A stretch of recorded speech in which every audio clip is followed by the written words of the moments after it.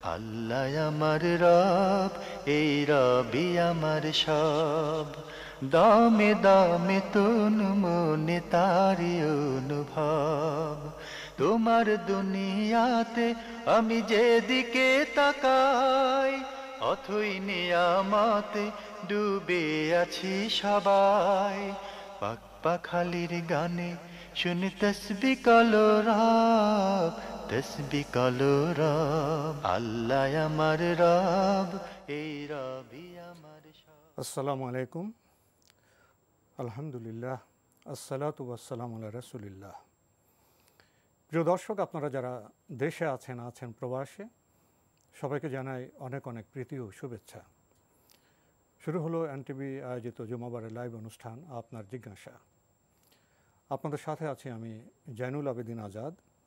আর আজকে আমাদের মাঝে অতিথি হিসেবে উপস্থিত আছেন বিশিষ্ট আলেম শেখ আহমদুল্লাহ। আসসালামু আলাইকুম রহমতুল্লাহ বরকাত। প্রিয় দর্শক, আমাদের আজকের প্রাসঙ্গিক আলোচনার বিষয় ইবাদত। চলুন তাহলে জিজ্ঞাসার আলোকিত ভুবনে আমরা প্রশ্ন নিচ্ছি। আসসালামু আলাইকুম। প্রিয় দর্শক, পরিচয় দিয়ে প্রশ্ন করুন। জি, ওয়ালাইকুম আসসালাম। আমি সিলেট থেকে বলছি। জি, জি, আমার 3টা কোশ্চেন ছিল। দুটি করুন। আমার প্রথম কোশ্চেন হচ্ছে যে কোনো বিধর্মীকে সালাম দেওয়া যাবে কিনা, বা কোনো বিধর্মী যদি মারা যায় তাহলে ইন্না লিল্লাহি ওয়া ইন্না ইলাইহি রাজিউন পড়া যাবে কিনা। আর আমার দ্বিতীয় কোশ্চেন হচ্ছে যে আমার দুইটা মেয়ে, তো প্রথম মেয়েটাকে আমরা চিন্তা করেছিলাম যে মাদ্রাসায় পড়াবো। তো পরবর্তীতে দেখা গেছে যে ওর আব্বু আর আমি মিলে ডিসিশন নিলাম যে মাদ্রাসায় না পড়াইয়া কোনো স্কুলে পড়াইয়া তারপরে ওরে কোরআনে হাফেজা বানাবো আর কি। তো এই ডিসিশনটা ঠিক আছে কিনা, নাকি ওকে মাদ্রাসায় পড়াতে হবে সেটা। আর আমার আরেকটা কোয়েশ্চেন ছিল, একটু যদি কাইন্ডলি নিতেন। বলুন। জি, কোনো মা যদি রাগ করে তার সন্তানকে বদদুয়া দিয়ে দেয় বা কোনো কিছু বলে ফেলে আর কি, অনিচ্ছাকৃত, তো পরবর্তীতে সে যদি বুঝতে পারে যে এটা ঠিক হয় না, তখন কি আল্লাহর কাছে মাপ চাইলে হবে নাকি বদদুয়াটা লেগে যাবে সন্তানের উপর? ওইটা একটু জানাবেন প্লিজ। আপনি খুবই গুরুত্বপূর্ণ কিছু প্রশ্ন করেছেন। আপনার প্রথম প্রশ্ন, কোনো বিধর্মীকে সালাম দেওয়া যাবে কিনা এবং কোনো বিধর্মীর ইন্তেকালে ইন্না লিল্লাহ পড়া যাবে কিনা। বিধর্মীকে সালাম দেওয়া যাবে, তবে তার ভাষ্য হলো সালামুন আলা মান ইত্তাবা আল হুদা, যার অর্থ হলো হেদায়েত গ্রহণকারী ব্যক্তির জন্য আল্লাহ তাআলার পক্ষ থেকে শান্তি। সেটা একটা কল্যাণ কামনা। সেটা একটি কল্যাণ কামনা এবং সেটি সালাম, সন্দেহভাবে সালাম। এবং সেই সালামের মানেই শান্তি চাওয়া, তার জন্য শান্তি চাওয়া এবং কল্যাণ চাওয়া মূলত। আর যদি বিধর্মী সালাম দেয় তাহলে সেক্ষেত্রে আলাইকুম বলে তাকে রিপ্লাই দিতে হবে। অর্থাৎ একজন মানুষ আমার সামনে আসবে আর তাকে কোনো অভিবাদন করব না, অথবা তিনি কোনো অভিবাদন করবেন আর আমি কোনো রিপ্লাই করব না, ইসলাম এরকম কোনো কালচার আমাদের, এটা তো সামাজিক জীবনযাপন হলো না, মোটেই না। তো যার কারণে আমরা তাদের সালামের জবাবও দেব, সেটি হলো আলাইকুম এ পর্যন্ত। আর আমরা যখন তাদেরকে দেখব তখন সালাম দিব সালাম আলাইকুম ইত্তাবা আল হুদা বলি। আর দ্বিতীয় প্রশ্ন উত্তর হলো যে ইন্না লিল্লাহি ওয়া ইন্না ইলাইহি রাজিউন বিধর্মীর মৃত্যুতে অবশ্যই পড়া যাবে, এতে কোনো সন্দেহ নেই। কারণ ইন্না লিল্লাহি ওয়া ইন্না ইলাইহি রাজিউন এটি মূলত বিপদে পড়ার জন্য। আল্লাহ তাআলা বলেছেন যে ওয়াল্লাযীনা ইযা আসাবাতুহুম মুসিবাহ ক্বালু ইন্না লিল্লাহি ওয়া ইন্না ইলাইহি রাজিউন। ঈমানদারদের গুণ বৈশিষ্ট্য মুত্তাকিদের বলতে গিয়ে আল্লাহ বলেছেন যে তাদের যখন মুসিবত আসে তখন ইন্না লিল্লাহি বলে। তো একজন বিধর্মী তিনি ইসলাম গ্রহণ ছাড়া, আল্লাহর আনুগত্য ছাড়া মৃত্যুবরণ করলেন, এটিও একটা বিপদ সন্দেহাতীতভাবে। আর সবচেয়ে বড় কথা হলো ইন্না লিল্লাহি ওয়া ইন্না ইলাইহি রাজিউনের যে অর্থ, এই অর্থটা পরিপূর্ণভাবে খাটে মুসলিম অমুসলিম সকলের মৃত্যুতে এবং সব ধরনের বিপদে। কারণ ইন্না লিল্লাহি মানে হলো নিশ্চয়ই আমরা সবাই আল্লাহর, ওয়া ইন্না ইলাইহি রাজিউন আর আমাদের সবাইকে আল্লাহর কাছে ফিরে যেতে হবে। তো এই কথাটা একজন মুসলিমের জন্য খাটে। এই জন্য বিশ্বের বড় বড় স্কলারগণ সবাই বলেছেন যে ইন্না ইলাইহি রাজিউন এটা অমুসলিমদের মৃত্যু। আমরা তো সবাই মুসলিম অমুসলিম নির্বিশেষে সবাই তো আমরা আল্লাহর সৃষ্টি। আমাদের প্রত্যাবর্তন তার কাছেই। এটা চিরসত্য, একটা দার্শনিক সত্য কথা। বরং সে কথা স্বীকৃতি শুধু দেওয়া যে মৃত্যু জারি হোক, সেটা মুসলিম হোক অমুসলিম হোক, সবাইকে আল্লাহর কাছে ফিরে যেতে হবে। জাস্ট এই বাক্যের স্বীকারোক্তি দেওয়া, এটাতে কোনো অসুবিধার কিছু নেই। আমরা খুবই গুরুত্বপূর্ণ বিষয়ে চমৎকার বক্তব্য জানলাম। প্রিয় দর্শক, আপনি আরও একটি প্রশ্ন করেছেন। আপনার দুই মেয়ে, আপনি এক মেয়েকে মাদ্রাসা দেওয়ার চিন্তা করেছিলেন, এরপরে আপনারা স্বামী স্ত্রী মিলে আবার এটা একটু সিদ্ধান্ত পরিবর্তন করে এরকম করেছেন যে মেয়েকে স্কুলে পড়াবেন, তারপরে হাফেজা বানাবেন। এতে কোনো সমস্যা আছে কিনা? এখানে দুটি দিক। প্রথমত দর্শক, আপনার নিয়তের ব্যাপারটি। আপনি যে নিয়ত করেছেন সে নিয়তকে পরিবর্তন করেছেন, এটাতে মৌলিকভাবে কোনো অসুবিধা নেই। কারণ আমরা যে সমস্ত নিয়ত করি ভালো কাজের, সেগুলোর ধরন যদি আমরা পরিবর্তন করি, উদ্দেশ্য ঠিকই থাকে, তাহলে সেক্ষেত্রে অর্থাৎ মূল টার্গেট ঠিকই আছে, জাস্ট পদ্ধতি আমি চেঞ্জ করলাম, এরকম নিয়তের পরিবর্তন অনেক সময় বাস্তবতার কারণেও আমার লক্ষ্য ঠিক থাকে কিন্তু ব্যবস্থাপনাটা অন্যরকম হয়ে যায়, ভিন্ন রকম হয়। তো এই সমস্ত ক্ষেত্রে নিয়তকে পরিবর্তন করলে কোনো গুনাহ হবে না, অপরাধ হবে না। আবার সেই সাথে আপনার আরেকটা দিক এখানে চলে আসে, সেটা হলো যে হাফেজা বানাতে চাচ্ছেন আপনি বাচ্চাকে, কিন্তু হাফেজা আসলে শিশু বয়সে করাটা অধিকতর উপযোগী। যখন সে স্কুলে পড়াশোনা করে একটা লেভেল পর্যন্ত চলে যাবে, অনেক কিছু তার মাথায় চলে আসবে, তখন অনেক চাপ। কোরআনে কারীমের হিফজ এটা খুব সহজ কোনো বিষয় নয়। তো আপনাদের সে স্বপ্ন তখন পূরণ নাও হতে পারে।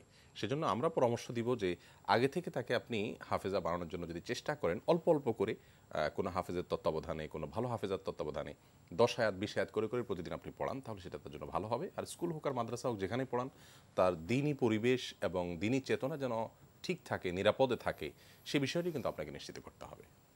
শেষে উনি একটি প্রশ্ন করেছেন, কোনো মা যদি রাগ করে সন্তানকে বদদোয়া দেন, পরে উপলব্ধি করেন এই কাজটি ঠিক হয়নি, তখন যদি মাপ চান, তারপরেও কি সে বদদোয়া লেগে যাবে? মা বাবার দোয়া বদদোয়া বিষয়টি খুবই স্পর্শকাতর।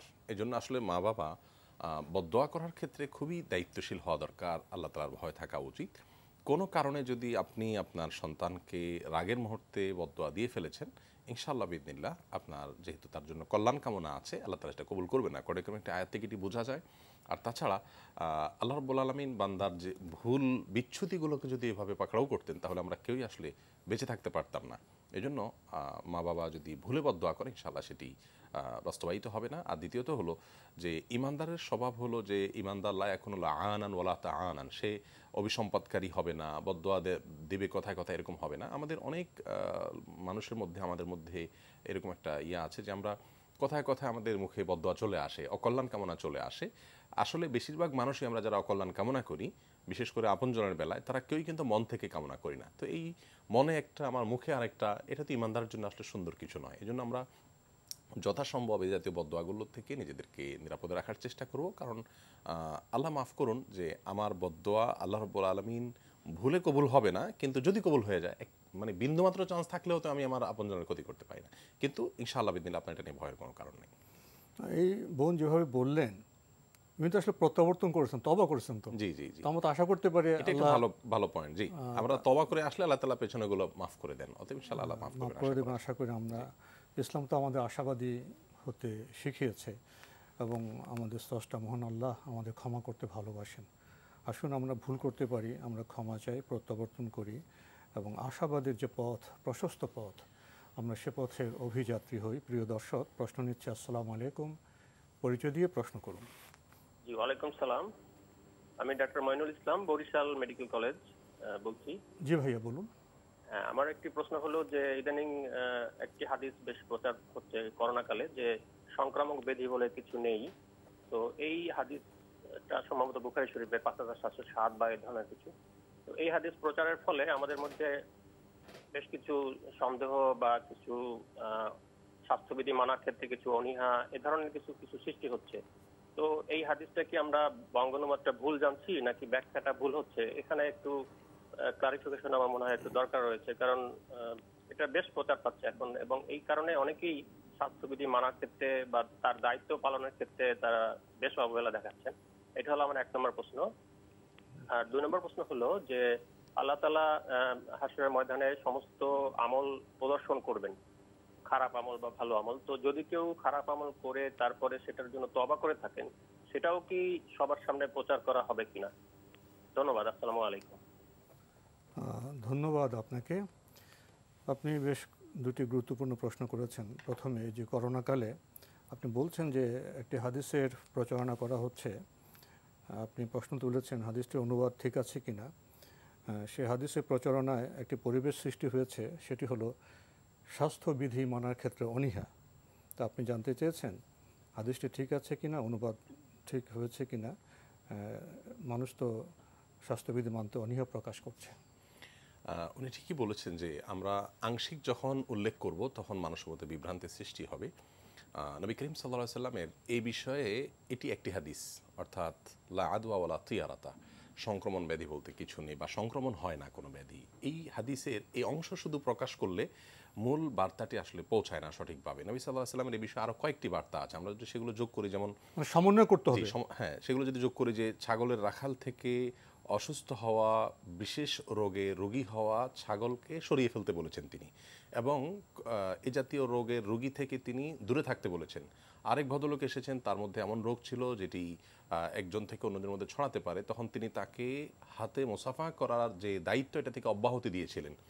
এই সব বিষয়গুলো থেকে প্রমাণ হয় যে নবী সাল্লাল্লাহু আলাইহি সাল্লাম মোটা দাগে কখনো কোনো রোগ ছড়াতে পারে না সমাজে একজন থেকে অন্যজনের মধ্যে, এই বিষয়টি তিনি বোঝাতে চাননি। তিনি বোঝাতে চেয়েছেন আসলে এখানে দুটি দিক। এক হলো আল্লাহ রাব্বুল আলামিনের হুকুম ছাড়া, তার ফয়সালা ছাড়া কোনো মানুষ অসুস্থ হবে না, সে শত রোগীর মধ্যে থাকলেও হবে না, এটা আল্লাহর ফয়সালা, এটা আকীদার বিষয়, এটা হলো বিশ্বাসের বিষয়। আবার এদিকে নবী সাল্লাল্লাহু আলাইহি সাল্লাম নিজে করে দেখিয়েছেন যে মোসাফা না করে ওই ব্যক্তিকে ব্যবস্থাপনা কি হবে, বাস্তবে কি করতে হবে। জি, ব্যবস্থাপনার ক্ষেত্রে তিনি কিন্তু সতর্ক থাকা নিজে থেকেছেন, একেবারে নিজে সরাসরি অন্যদেরকে থাকতে বলেছেন, এমনকি ছাগল পশুর ক্ষেত্রে পর্যন্ত তিনি সতর্ক থাকার নির্দেশনা দিয়েছেন। এখন তো আপনার করোনা, এটা তো আপনার বন্য পশু থেকে তো সংক্রমিত হচ্ছে, জি, আর ছাগল ছেড়েও তো একটা পশু। বরং হাদিসের সাথে মেলালে আমরা দেখি যে এই দুটিকে যখন আপনি সমন্বয় করবেন তখন মূল বার্তাটা সঠিকভাবে যাবে। একটি বিশ্বাসের জায়গা, আপনার বাবা অসুস্থ হয়েছেন, করোনা আক্রান্ত হয়েছেন, আপনি কি করবেন? যেটা আমরা দেখেছি প্যান্ডামিকে, অনেক সময় বাবাকে ফেলে রেখে সন্তান চলে গেছে।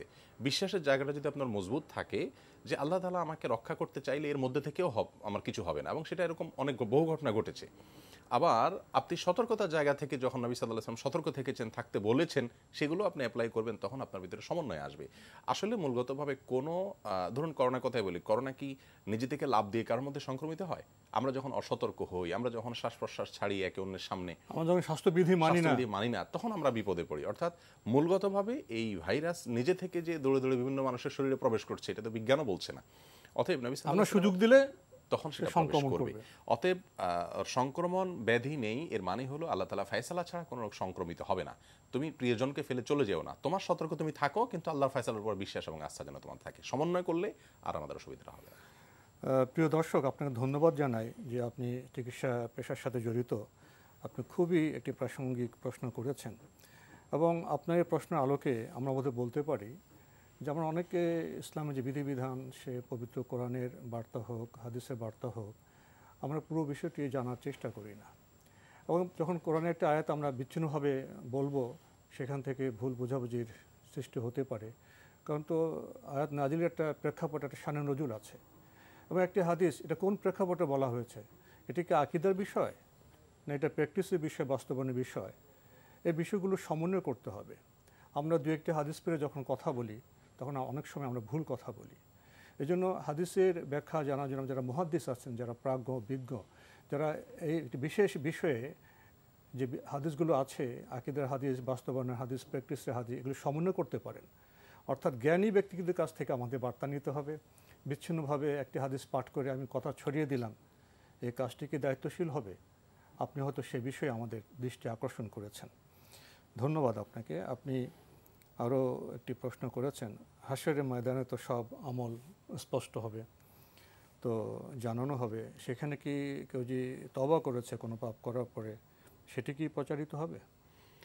বিভিন্ন হাদিস থেকে যেটি বোঝা যায় আসলে যে আল্লাহ রাব্বুল আলামিন বান্দার তওবা যদি কবুল করেন, অর্থাৎ তওবা যদি সেরকম আমরা গ্রহণযোগ্য তওবা করতে পারি, তো আল্লাহ রাব্বুল আলামিন সেটাকে মুছেই দিবেন। অতএব সেটি প্রকাশের তো প্রশ্নই ওঠে না, ইরেজ করে দিবেন। জি, কারণ হলো আত-তাইবু মিনাজ যামবি কামান লা যামবালা, যে ব্যক্তি অপরাধ করার পর তওবা করে ফিরে আসলো, তার তো ব্যাপারটা এমন যে তার কোনো অপরাধই যেন নাই। তো আপনি তওবা যদি সঠিকভাবে করতে পারেন, তাহলে আপনার অপরাধ আপনার আমলনামা থেকে মুছেই যাচ্ছে, তাহলে কি আমাদের আপনি অপরাধ করেননি, ব্যাপারটি এরকম দাঁড়ায়। তাহলে এর মানে হলো আপনার প্রোফাইলটা সম্পূর্ণ আল্লাহ তাআলা ক্লিন করে দিচ্ছেন, তাহলে কি আমাদের মধ্যে সেটা প্রকাশ কেন হবে? এর পাশাপাশি আমরা পরামর্শ হিসেবে একটি আমলের কথা বলতে পারি। নবী সাল্লাল্লাহু আলাইহি ওয়াসাল্লাম বলেছেন, মান সাতারা মুসলিমা, যে ব্যক্তি তার অন্য ভাই মুসলিম ভাইয়ের দোষ ত্রুটি এগুলো সে জানার পরও মানুষের কাছে বলে বেড়াবে না, বরং লুকোবে, এটাকে গোপন করবে, আল্লাহ রাব্বুল আলামিন কিয়ামতের দিন তার ভুল ত্রুটি দোষ এগুলোকে গোপন করবেন। এবং দুনিয়াতে আল্লাহ তাআলা কোনো কিছু, আরেকটি আমল, এটা দ্বিতীয় আমল হলো, দুনিয়াতে কোনো আল্লাহ তাআলা দোষ করার পরে আপনাকে আল্লাহ তাআলা প্রকাশ করেননি, আপনি বন্ধু বান্ধবের কাছে, সোশ্যাল মিডিয়াতে বিভিন্ন মানুষের কাছে যদি বলে বেড়ান, তাহলে সেটা কিয়ামতের ময়দানে তার প্রকাশিত হওয়ার ভয় থাকে। আর যদি আপনি লুকানোর চেষ্টা করেন এবং আল্লাহর সাথে কথা বলেন যে আল্লাহ কেউ জানে না, আপনি জানেন, আপনি আমাকে ক্ষমা করুন, তাহলে আল্লাহ তাআলা লুকাবেন। কারণ হাদিসে আসছে যে কিয়ামতের ময়দানে আল্লাহ তাআলা মানুষকে ডেকে, বান্দাকে ডেকে তার রহমতের চাদরে ঢেকে বলবেন, বান্দা তুমি দুনিয়াতে অমুক অমুক অপরাধ করেছিলে, মানুষ স্বীকার করবে। এরপর আল্লাহ তাআলা বলবেন আমি দুনিয়াতে সেটাকে গোপন রেখেছি, এর মানে তুমিও গোপন রেখেছো। তো দুনিয়াতে যেরকম গোপন রেখেছি আজও আমি তোমার সেই অপরাধকে গোপন রাখবো। তাহলে প্রথম কাজ হলো আমরা তওবা করব, তওবায়ে নাসুহা করব। দ্বিতীয় কাজ হলো আমরা অন্যের দোষ ত্রুটি ঢাকবো, তাহলে আমার দোষ আল্লাহ ঢাকবেন। তৃতীয় কাজ হলো যে আমরা দুনিয়াতে কোনো অপরাধ করার পর বলে বেড়াবো না। আজকাল একটা প্রবণতা দেখা যাচ্ছে যে অপরাধ করার পর সেটা সদম্ভে অনেক যুবকরা বিশেষ করে বন্ধুদের সাথে শেয়ার করেন, মজা করে থাকেন। অথচ নবী সাল্লাল্লাহু আলাইহি ওয়াসাল্লাম বলেছেন কুল্লু উম্মতি, আমার উম্মতের সমস্ত সদস্যকে মুআফান, সবাইকে মাফ করা হবে, ইল্লাল মুজাহিরিন, তবে যারা প্রকাশ্যে অপরাধ করে বা অপরাধ করার পর বলে বেড়ায় মানুষের কাছে, প্রকাশ করে বেড়ায়, দম্ভ করে, এইটি এক ধরনের বিদ্রোহ আল্লাহর বিরুদ্ধে, এটা ক্ষমা হবে না। ততই আমলগুলোর মাধ্যমে আমরা আখিরাতে আমাদের অপরাধগুলোকে গোপনে রাখতে পারি ইনশাআল্লাহ বিদিনিল্লাহ। আমরা প্রিয় দর্শক আপনার প্রশ্নের চমৎকার জবাব পেলাম। আমরা প্রশ্ন নিচ্ছি। আসসালামু আলাইকুম, প্রিয় দর্শক পরিচয় দিয়ে প্রশ্ন করুন। ওয়ালাইকুম আসসালাম, আমি সবার থেকে আশরাফ সিদ্দিকী বলছিলাম। আজকে আমার প্রিয় ব্যক্তিত্ব শেখ আহমদুল্লাহ সাহেব উপস্থিত আছেন, আল্লাহ ওনার হায়াতে বরকত দান করুন। আমার দুটি প্রশ্ন হুজুর এখানে। আমার প্রথম প্রশ্নটি হচ্ছে যে আমার সম্পর্কে কোনো ব্যক্তি গীবত করে আর আমি যদি ওই ব্যক্তিকে চিনতে পারি তবে করণীয় কি? এখানে হুজুর একটি কথা বলা দরকার যে ইসলাহ আমি করতে পারবো না, কারণ যিনি গীবত করেন তিনি খুব প্রভাবশালী। আর দ্বিতীয় প্রশ্নটি হচ্ছে যে আমরা যারা জীবিত তাদের কোন আমল দ্বারা মৃত ব্যক্তি সবচেয়ে বেশি উপকৃত হয়, অনুগ্রহ করে জানাবেন। ধন্যবাদ আপনাকে, আপনি খুবই গুরুত্বপূর্ণ দুটি প্রশ্ন করেছেন। কেউ যদি আপনার সম্পর্কে গীবত করে এবং আপনি তাকে চিনতে পারেন, তখন আপনার করণীয় কি? কেউ যদি আমার সম্পর্কে গীবত করে তাহলে সেক্ষেত্রে এটি তো আমার জন্য ক্ষতিকর নয়, কারণ তিনি গীবত করছেন, তার ক্ষতি হচ্ছে, আমি লাভবান হচ্ছি। আমার হয়তো জাগতিক দিক থেকে আমি সামান্য ক্ষতিগ্রস্ত হচ্ছি, কিন্তু গীবতের মাধ্যমে আমার আমলনামা অনেক বেশি আপনার ভারী হচ্ছে, নেক আমলনামা, আর তার বদামলনামা ভারী হচ্ছে। অতএব আমি যদি তাকে নিবৃত্ত করার কোনো সেরকম ক্ষমতা আমার না থাকে, কোনো অসুবিধা নেই, আমি এটা নিয়ে অন্তত দুশ্চিন্তা করার কোনো কারণ নেই। যদি বিশেষ করে দর্শক বলেছেন যে আপনি লোকটি প্রভাবশালী, তো প্রভাবশালী হলে আপনি তাকে যদি বলতে চান যে আমার গীবত করবেন না, আরও ঝামেলা তৈরি হবে, কোনো দরকার নেই। আপনি এই ভেবে নিজেকে প্রবোধ এবং সান্ত্বনা দিন যে আমার গীবত সে করার মাধ্যমে আমার নেক আমলনামা বৃদ্ধি পাচ্ছে, তার বদামলনামা বৃদ্ধি পাচ্ছে, আমার কোনো ক্ষতি সে করতে পারছে না। অতএব আপনি সবর করবেন এবং আল্লাহ রাব্বুল আলামিনের আশ্রয় প্রার্থনা করবেন ইনশাআল্লাহ। আপনি আরেকটি প্রশ্ন করেছেন, জীবিত ব্যক্তির কোন আমলটি মৃত ব্যক্তির জন্য সবচেয়ে বেশি উপকারী হতে পারে? আমরা এক্ষেত্রে দুটি আমলকে সমান্তরালভাবে বলতে পারি। প্রথম আমলটি হলো দোয়া, তার জন্য ইস্তেগফার করা, তার পক্ষ থেকে আল্লাহর কাছে ক্ষমা প্রার্থনা করা, এবং সেটা যত কায়মনোবাক্যে করতে পারবো, যত আমাদের অন্তরের গহীন থেকে আল্লাহর রাব্বুল সাথে আমরা দোয়া করতে পারবো, তত বেশি তার উপকারে আসবে। বিভিন্ন হাদিস থেকে বোঝা যায়, আয়াত থেকেও বোঝা যায়, আল্লাহ তাআলা বলেছেন যে তোমাদের পূর্ববর্তী যে সমস্ত লোকেরা গত হয়ে গেছেন তাদের জন্য তোমরা ক্ষমা প্রার্থনা করবে, তোমাদের ভাইদের জন্য তোমাদের আল্লাহর কাছে মাপ চাইবে, ইস্তেগফার করা তাদের জন্য এক কথা। এটি হলো সবচেয়ে বড় বিষয়। এখানে একটু মনে বলে রাখি যে দোয়া করা এক জিনিস, দোয়া করানো আরেক জিনিস, আর দোয়া চাওয়া আরেক জিনিস। তিনটা ফরম্যাট কিন্তু। দোয়া করা হলো আপনি নিজে আল্লাহর কাছে চাইবেন, দোয়া চাওয়া হলো আপনি অন্যদের কাছে আপনার আত্মীয় স্বজন বা আপনার মৃত ব্যক্তির জন্য দোয়া চাইবেন, আর দোয়া করানো মানে হলো এটার জন্য একটা বাজেট ফিক্স করে টাকা দিয়ে এটার বিনিময়ে আপনি দোয়া করাবেন। এই তৃতীয় নম্বরটা ইসলাম আসলে অ্যালাউ করে না। আমরা নিজেরা দোয়া করব আর অন্যদের কাছে দোয়া চাইবো যে আমার বাবা মার জন্য বা আমার মুরব্বীদের জন্য দোয়া করবেন। আর দোয়ার পাশাপাশি সাদাকাটা অনেক বেশি উপকারী মৃত ব্যক্তির জন্য। কোরআনে কারিমে আল্লাহ রাব্বুল আলামিন বিভিন্নভাবে সাদাকার জন্য আমাদেরকে উৎসাহিত করেছেন। নবী সাল্লাল্লাহু আলাইহি ওয়াসাল্লামের কাছে অনেক সাহাবীরা এসে বলেছেন, ইয়া রাসূলুল্লাহ আমার মা মারা গেছেন, তার পক্ষ থেকে আমি সাদাকা করতে চাই, আফা তাসাদ্দাকু আনহা, তার পক্ষ থেকে আমি সাদাকা করতে পারি কিনা? নবী সাল্লাল্লাহু আলাইহি ওয়াসাল্লাম অনুমোদন দিয়েছেন। তো এই জন্য তার পক্ষ থেকে সাদাকা করা, বিশেষ করে সাদাকায়ে জারিয়া, নলকূপ খনন করা, মসজিদ মাদ্রাসা বানানো, কালভার্ট, রাস্তাঘাট ইত্যাদি করে দেওয়া, এগুলো মৃত ব্যক্তির জন্য সবচেয়ে বেশি উপকারী ইনশাআল্লাহ বিদিনিল্লাহ। আরেকটি বিষয় বোধহয় বর্তমান এই সম্প্রচারের যুগে বোধহয় খুব গুরুত্বপূর্ণ, সাদকা হিসেবে ভালো গ্রন্থ প্রকাশ, ভালো বইগুলো প্রচারণা করা, মানুষকে ছড়িয়ে দেওয়া, এদিক থেকে বোধহয় অনেক পিছিয়ে আছে বোধহয়। অনেক পিছিয়ে। সাদকা জারিয়ার একটা দিক হলো যে আমরা উপকারী ইলমকে প্রচার করব, সেটা অবশ্য আজকাল অনেক সহজ হয়ে গেছে অনেক দিক থেকে। ধরুন একটা ইসলামিক অনুষ্ঠানের আয়োজন করলেন, স্পন্সর হলেন, আপনি একটা যেমনটি বইয়ের কথা বললেন, বই প্রকাশ করলেন, সেটা বিতরণ করলেন মানুষের মাঝে, এগুলো সবগুলোই সাদকা জারিয়ার অন্তর্ভুক্ত এবং এগুলো দীর্ঘদিন এগুলোর প্রভাব থাকে। ধরুন এই যে অনুষ্ঠান চলছে, সেখান থেকে কোনো একজন মানুষ একটা আমল শিখলেন, তিনি যুগ যুগ ধরে করলেন, যারা এটা পেছনে মৌলিক ভূমিকা পালন করছেন তাদেরকে আল্লাহ তাআলা যতদিনই আমলটা চলতে থাকবে সব দিতে থাকবেন। আর ডিজিটাল মিডিয়া যারা ভালো পোস্ট করলেন জি, কোরআন হাদিসে, সেটা তো হতে পারে। হ্যাঁ, একটা পোস্ট দিলেন, এই পোস্ট কোত্থেকে কোথায় চলে যাবে, কতজন কপি পেস্ট করবে, শেয়ার করবে, কিন্তু সেটা ফরওয়ার্ড সহি করবে। হতে হবে। হ্যাঁ, অবশ্যই অবশ্যই ভালো জিনিস প্রচার করলে যেরকম সওয়াব পাবো, গায়রে সহি জিনিস বা ভুল জিনিস প্রচার করলে তার দায়ও আমাকে সে হারে নিতে হবে। আমরা জানলাম বিষয়টি সম্পর্কে। প্রিয় দর্শক, প্রশ্ন নিচ্ছি। আসসালামু আলাইকুম, পরিচয় দিয়ে প্রশ্ন করুন। আসসালামু আলাইকুম, আমি মাসুদ বলছি ঢাকা থেকে। জি, হুজুরের কাছে একটা জিনিস জানতে চাইছিলাম, সেটা হলো আমরা বিতির নামাজে পড়ি যে 3 রাকাত, যে মাগরিব যেভাবে পড়া হয় 2 রাকাত বসি তাহাজ্জুদ পড়ি, আত্তাহিয়াত পড়ি, যে আমি ওইটা না পড়ে ডাইরেক্ট 3 রাকাত পড়ি, আমার এই নামাজটা কি হবে কিনা, এটা শুধু জানতে। ধন্যবাদ আপনাকে। বিতির নামাজ প্রসঙ্গে জি। প্রশ্ন। দ্বিতীয় রাকাতে না বসে যদি দর্শক আপনি দাঁড়িয়ে যান এবং এভাবে আপনি পড়ে ফেলেন, আপনার সালাত হয়ে যাবে সন্দেহাতীতভাবে। আব্দুল্লাহ ইবনে ওমর রাদিয়াল্লাহু তাআলা আনহু থেকে একটি হাদিস বুখারীতে বর্ণিত হয়েছে, তিনি এভাবে বিতির পড়েছেন বলে বর্ণনা পাওয়া যায়। বিতির নামাজের অনেকগুলো পদ্ধতি আছে এবং হাদিস দ্বারা সাব্যস্ত হওয়া যে কোনো পদ্ধতি আপনি অবলম্বন করতে পারেন। এক্ষেত্রে আমরা একে অন্যকে ডিসকারেজ করতে যাব না। আমি বিতির নামাজে বৈচিত্র্য আছে। যে বৈচিত্র্য আছে, আমি যে আমলটা করছি এটাতে হাদিসে এর কোনো ভিত্তি আছে কিনা, যদি থাকে তাহলে আমার আমলটি হচ্ছে না এমনটি মনে করার কোনো কারণে। দর্শক যেটি বলেছেন এটি বুখারীতে এরকম একটা হাদিস পাওয়া যায় আব্দুল্লাহ ইবনে ওমর রাদিয়াল্লাহু তাআলা থেকে, অতএব তার সালাত হয়ে যাচ্ছে। অতএব এটা নিয়ে আমাদের দুশ্চিন্তা করার কোনো কারণ নেই। আর এই বিশেষ করে এই মাসআলাগুলোতে আমরা খুব বেশি পাল্টাপাল্টি করে থাকি। ইসলাম যেখানে অনেক প্রশস্ততা রেখেছে, সাহাবীদের থেকে বিভিন্ন রকম আমলের কথা পাওয়া যায়, সেখানে আমরা বোধহয় খুব বেশি কড়াকড়ি করা বা বাড়াবাড়ি করা বোধহয় অনুচিত, ইসলামী শিক্ষা বিরোধী। প্রিয় দর্শক, আমাদের শায়েখ যে বিষয়টি সম্পর্কে দৃষ্টি আকর্ষণ করলেন, আমরা কি সেটা উপলব্ধি করেছি? আমাদের ধর্মে অনেক বিষয় আছে, যেমন বিতর নামাজের প্রসঙ্গ, এখানে বৈচিত্র্য আছে, বিভিন্নতা আছে। দেখা যায় অনেক ক্ষেত্রে আমরা শুধু একটি হাদিস জানি, একটি বিষয় জানি, আরও যে 5টি বিষয় আছে আমরা জানি না। ফলে অন্যরা হাদিস ভিত্তিক আমল করতে গেলেও আমরা বিদ্রুপ করি, আমরা তার সাথে দ্বন্দ্ব করতে চাই। এটা কি ইসলাম সম্মত হতে পারে? আমাদের ভাই যখন একটি বৈচিত্র্যমূলক আচরণ করছে, তখন প্রথমে আমাদের দায়িত্ব হলো জ্ঞানগত দিক থেকে জানা ওটা ঠিক আছে কিনা। আসুন আমরা জ্ঞানগত দিকে আরও অগ্রসর হই, অযথা যে বিবাদ সেখান থেকে আমরা দূরে থাকি।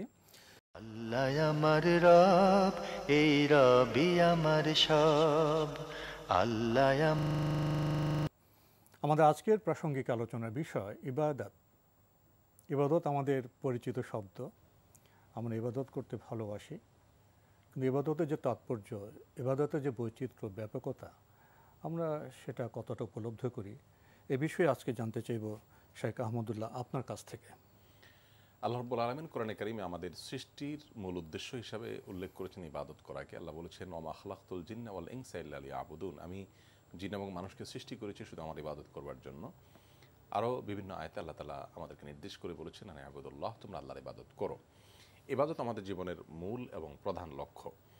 এখন প্রশ্ন হলো যে ইবাদত যদি প্রধান লক্ষ্য হয়, তাহলে নামাজ রোজাই কি একজন মানুষের মূল কাজ? তো এর উত্তর হলো যে ইবাদতকে শুধুমাত্র সালাত, সিয়াম বা নামাজ রোজার মধ্যে সীমাবদ্ধ রাখাটা, এটা ইবাদতের সংজ্ঞা সম্পর্কে আমাদের সম্যক ধারণা না থাকার কারণে। ইবনে তাইমিয়া রাহিমাহুল্লাহ ইবাদতের সংজ্ঞা দিতে গিয়ে বলেছেন, যে কোনো কাজ যাতে আল্লাহ তাআলার সন্তুষ্টি নিহিত আছে, আল্লাহ তাআলা যেটাতে সন্তুষ্ট হন, সেটা কোনো কথা হতে পারে, সেটা কোনো কাজ হতে পারে, সেটা কোনো ভাবনা হতে পারে, তার সব কিছু ইবাদতের মধ্যে শামিল হবে, গণ্য হবে। অতএব একজন মানুষ যখন তার পরিবারের জন্য উপার্জন করছেন, তিনি যদি হালাল উপার্জনের বিষয়টি মাথা রেখে করেন, আল্লাহর নির্দেশকে পালন করতে গিয়ে, এবং পরিবারের প্রতি তার যে দায়িত্ব আছে, নবী সাল্লাল্লাহু আলাইহি ওয়াসাল্লাম তাকে যে দায়িত্ব দিয়েছেন, সেই দায়িত্ব পালন করতে গিয়ে তিনি করেন, তাহলে সেটি সম্পর্কে নবী সাল্লাল্লাহু আলাইহি ওয়াসাল্লাম বলেছেন, তুমি তোমার স্ত্রীর মুখে, পরিবারের মুখে যে খাবার তুলে দিচ্ছ, সেটা সাদাকা হচ্ছে।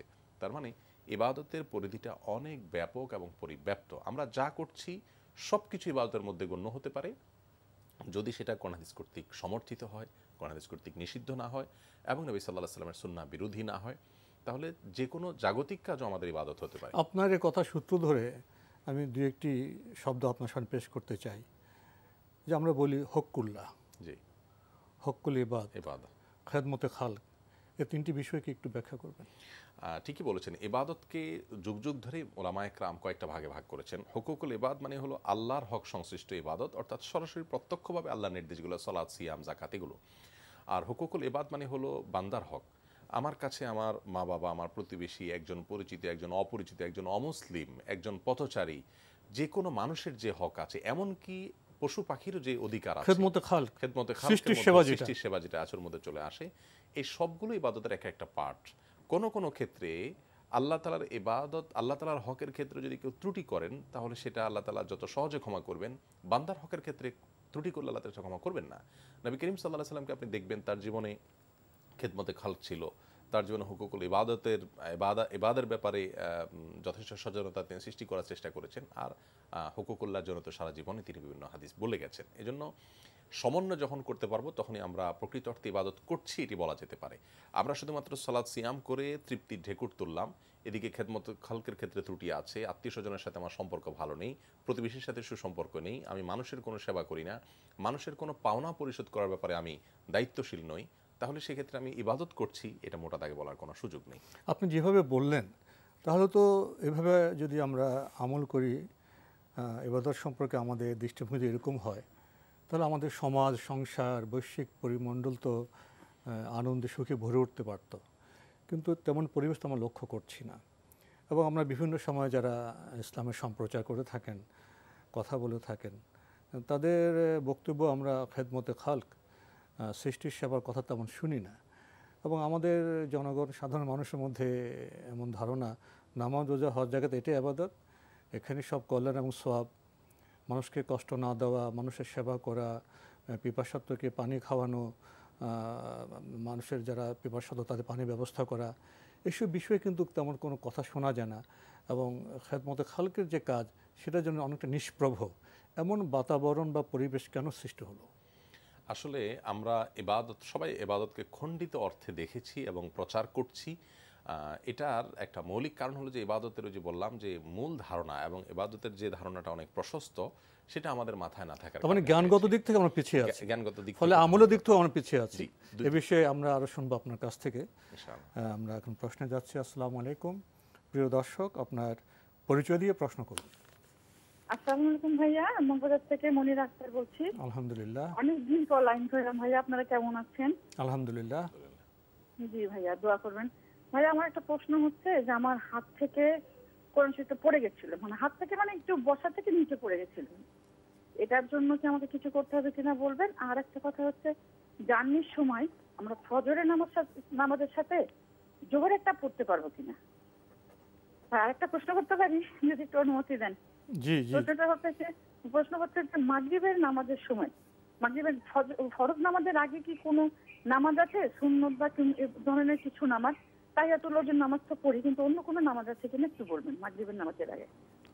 ধন্যবাদ আপনাকে, আপনি খুব গুরুত্বপূর্ণ কয়েকটি প্রশ্ন করেছেন।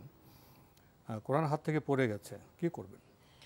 কোরআনে কারীম যেন হাত থেকে না পড়ে, সেভাবে আমরা কোরআনকে খুব শ্রদ্ধার সাথে, দায়িত্বশীলতার সাথে ধরবো, এটা হলো সাধারণ কথা। কিন্তু হাত থেকে যদি পড়ে যায়, নিশ্চয়ই সেটা অসচেতনতা বশত, ইচ্ছাকৃতভাবে ফেলার কথা না কোনো মুসলমান। অতএব সেটার জন্য আমাদের বিশেষ কোনো করণীয় নেই। আমরা অনেকেই মনে করি বা আমাদের লোকমুখে প্রচলিত আছে যে কোরআন হাত থেকে পড়ে গেলে তার জন্য এত পরিমাণ চাউল বা লবণ দিতে হয়। এগুলো হয়তো একসময় মুরব্বীরা প্রচলন দিয়েছেন যাতে মানুষ কোরআনকে খুব নিজেদের দায়িত্বশীলতার সাথে যেন ধরে, সেজন্য তাদের বিবেচনা থেকে তারা বলেছেন। আসলে কোরআন হাদিসে এরকম কোনো কথা বলেনি। অতএব আপনি সামনে থেকে খেয়াল রাখবেন যাতে না পড়ে, একটু দায়িত্বশীলতার সাথে, একটু সচেতনতার সাথে ধরবেন, বাস এটুকুই। অনিচ্ছাকৃতভাবে পড়েছে জন্য আপনার কোনো গুনাহ হবে না ইনশাআল্লাহ। উনি আরেকটি প্রশ্ন করেছেন, জার্নির সময়, সফরের সময় ফজর এবং জোহর কি জমা করা যাবে? জি, ফজর এবং জোহর সালাতকে জমা করার কোনো সুযোগ নেই। আল্লাহ তাআলা বলেছেন, ইন্না সালাতা কানাত আলাল মুমিনিনা কিতাবাম মাওকুতা, নিশ্চয়ই সালাত ইমানদারদের জন্য নির্দিষ্ট সময়ে আদায় করাটাকে অপরিহার্য করা হয়েছে। এজন্য আপনি জার্নির যে সুযোগ আছে, ছাড় আছে, সেই ছাড়ের অংশ হিসাবে ফজর এবং জোহর কোনোভাবেই আপনি একত্র করতে পারবেন না। ফজরকে ফজরের সময় করতে হবে, জোহরকে জোহরের সময় করতে হবে। কোনো যদি অসুবিধা হয়, জোহরকে আপনি আসরের আগ মুহূর্তে বা লাস্ট ওয়াক্তে নিয়ে পড়েন, সেটা করতে পারবেন। জোহর আসর জমা করতে পারবেন, জমা করার মাগরিব এশা জমা করতে পারবেন। এই ব্যাপারে উলামাদের আকওয়াল আছে, কিন্তু ফজর এবং জোহর এটাকে জমা করার পরে পৃথিবীতে কোনো আলেমই কিন্তু অনুমোদন দেননি এবং কোরআন হাদিস থেকে এটি সাব্যস্ত নয়। আমরা জানলাম বিষয়টি সম্পর্কে। আপনি আরেকটি প্রশ্ন করেছেন, মাগরিবের ফরজের আগে কি কোনো নামাজ আছে? 5 ওয়াক্ত ফরজ সালাতের আগে পরে যে সুন্নাত নামাজগুলো আছে, যেগুলো সুন্নাতে মুআক্কাদা বা সুন্নাতে রাতেবা বলা হয়, এই সালাতগুলো আমরা ফজরে যেরকম আছে আগে 2 রাকাত, জোহরের আগে 4, পরে 2 রাকাত আছে, মাগরিবের পরে 2 রাকাত আছে, এশার পরে 2 রাকাত আছে। বিভিন্ন বর্ণনা থেকে বোঝা যায় যে মাগরিবের আগে কোনো সুন্নতে রাতেবা বা সুন্নতে মুআক্কাদা কোনো নামাজ নাই, অর্থাৎ নিয়মিতভাবে পড়তে হয়, অপরিহার্যভাবে পড়তে হয়, এরকম কোনো সালাত নেই। তবে বুখারীর একটি বর্ণনা থেকে পাওয়া যায় যে আজানের পরে, মাগরিবের আজানের পরে জামাতের আগে 2 রাকাত সালাত সাহাবীদের পড়ার আমল আছে এবং এই হাদিসের ভিত্তিতে এবং নবী করিম সাল্লাল্লাহু আলাইহি ওয়াসাল্লাম দিকেও সম্বন্ধ করার মতো আছে। তো এই হাদিসকে ভিত্তি করে অনেক উলামায়ে কেরামি এটাকে জায়েজ বলেছেন। কেউ এমনিতে একটা হাদিস আছে সাধারণ, সেটা হলো যে বাইনা কুল্লি আযানিন ওয়া ইকামাতিন রাকাতান, প্রত্যেক আযান এবং ইকামতের মাঝে 2 রাকাত সালাত আছে। এটাকে সুন্নতে রাতে বা সুন্নতে মুআক্কাদা হিসাবে নেই, তবে এটা বিধিবদ্ধ আছে, কারণ হাতে সুযোগ থাকলে তিনি পড়তে পারেন, আর পড়লে কেউ এটাকে এনকারেজ করা উচিত না। আমরা জানলাম বিষয়টি সম্পর্কে। প্রিয় দর্শক, প্রশ্ন নিচ্ছি। আসসালামু আলাইকুম, পরিচয় দিয়ে প্রশ্ন করুন। আমার নাম মোহাম্মদ শাকিল। লাইনে আছেন? জি, হ্যালো, আসসালামু আলাইকুম। ওয়ালাইকুম আসসালাম, আপনার পরিচয় দিয়ে প্রশ্ন করুন। আমি ঢাকা কারণ বাজার থেকে বলছিলাম। কে বলছেন? আমি মোহাম্মদ শাকিল হোসেন। একবার আমাদের কাছের লোক, বলুন। আমার প্রশ্নটা হলো সানা সুবহানাকা আল্লাহুম্মা বিহামদিকা ওয়া তাবারাকা ইসমুকা ওয়া তাআলা জাদ্দুকা ওয়া লা ইলাহা গায়রুক, এটা আমরা সবাই পড়ি, আমিও ছোটবেলা থেকে পড়ি। আমাদের মসজিদে আমি 2 দিন ধরে একটা কায়দায় পড়ছি।